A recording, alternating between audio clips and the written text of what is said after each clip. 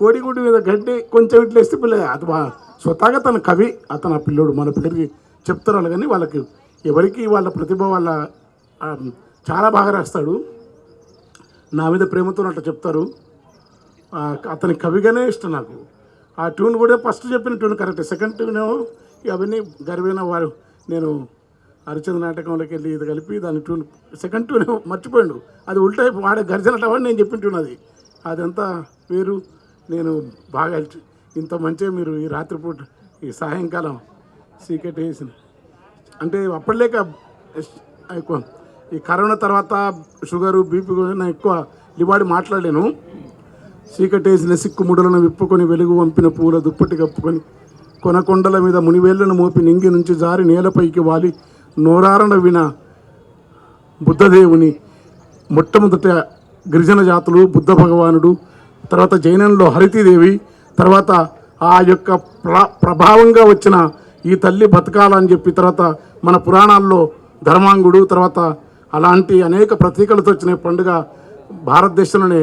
ఇది పూలను పూజించే కల్చర్ గిరిజనుల తీజి పండుగ గిరిజనులది, తర్వాత బౌద్ధులది, తర్వాత జైనులది, తర్వాత మన దేశంలోని అనేక వారసత్వాల నుంచి ఇక్కడ వచ్చి ఈ పండుగ ఉన్నది. పితృదేవతల కంటే ముందు మాతృదేవతల పండుగ, తర్వాత పురుష సమాజం వచ్చిన తర్వాత పితరాంశ పితృలకు మార్చేస్తున్నారు. అది ఈ పండుగకు ఉన్న చరిత్ర. అవన్నీ వాటి వివాదాల్లోకి పోతూ చాలా గొప్ప పండుగ. నేను బతుకమ్మ మీద దాదాపు ఒక 10-20 పాటలు రాసినా నాకేం యాదకుండా జిల్లేలం మా టీవీ కోసం వీళ్ళ కోసం నిన్న కూడా ఏదో పాట టూరిజం వాళ్ళు ప్రోమో వచ్చింది. నేను రాస్తా కానీ నాకు యాదకుండదు. ఒకసారి మంగిలి వాడింది, కొమ్మారెమ్మ కొండ కోనవానగట్టు తానాలు ఆడేవాన జల్లులు రాలే పూల తేన గాలిలోన తేలి తుమ్మెదలే కోలాటాలు ఆడేను. ఇట్లా చాలా పాటలు ఉంటాయి. ఈ పాటలన్నీ పాడి రాత్రిపూట ఇంత మంచిగా మీరు వచ్చి కూర్చొని ముఖరు.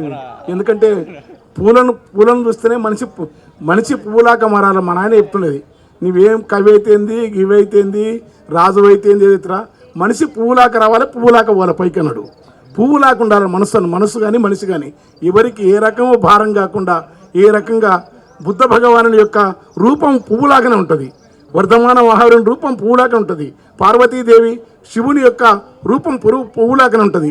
ఆ ఆల్వార్లో వాళ్ళ రూపం పువ్వులాగానే ఉంటుంది. అక్కమాదేవి రూపం, అల్లమాప్రభు రూపం.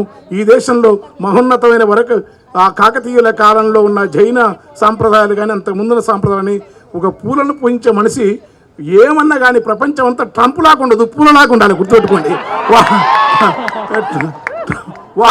వాడి ముఖం చూస్తే నాకు ఈ భూమి మీద భారతదేశం ఎంత గొప్ప దేశం. నిజంగా భారతదేశం గొప్పదని మిగతా వాళ్ళు జాతీయ భావాలను అంటే నిజంగా భారతదేశం గొప్పది ఇలాంటి పండుగలు ఉన్నందుకు కాదు, ఇలాంటి